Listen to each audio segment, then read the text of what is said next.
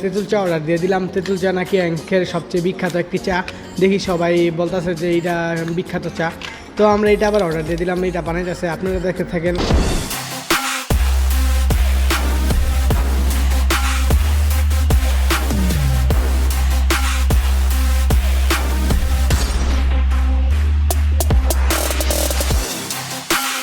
Hello, আসসালামু আলাইকুম guys, কি অবস্থা তোমাদের? আশা করি ভালো আছো। আল্লাহর রহমতে আমি অনেক ভালো আছি। তো আজকে অনেক দিন পরে বলতাছি যে বৈদ্য বাজার যাই। বৈদ্য বাজার তো গেছি কয়েকদিন আগে, গিয়া তো দেখলাম দোকান বন্ধ।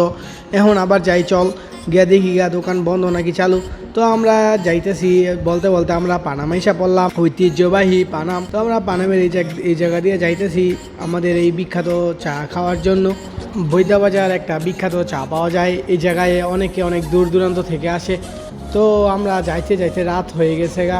তো আমরা আইসা পড়লাম বৈদ্য বাজারে। বৈদ্য বাজারের রাস্তা অনেক ভাঙ্গা, এই রাস্তা জানি না কবে ঠিক করবো। আমরা তো আর টেনশন আছি, না জানি আজকেও দোকান বন্ধ থাকে। তো একটু সামনে যাওয়ার পরে দেখি না, আজকে দোকান বন্ধ না, আজকে আমাদের ভাগ্যটা ভালো। আমরা চা অর্ডার দিয়ে বইসা রয়েছি যে কোন সময় আমাদের দিবে, আর আমরা টেস্ট করে দেখবো যে বিখ্যাত চাটা কীরকম খাইতে।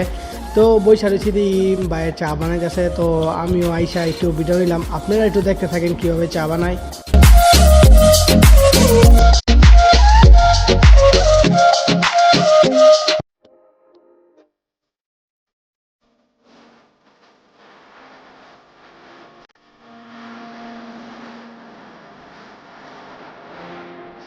চা বানানোর পরে আমাদের হাতে দিয়ে দিল। তো আমরা টেস্ট করতেছি যে চাটা কীরকম।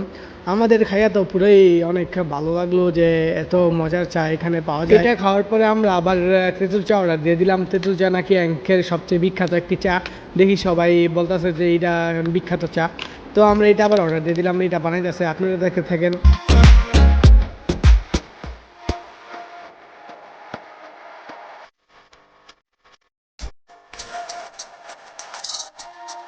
তো এটা বানায় আমাদের কাছে দিয়ে দিল, আমরা খাইলাম। সন্ধ্যা হয়ে যাওয়ার কারণে ওইখান থেকে আর বেশি ভিডিও নেই।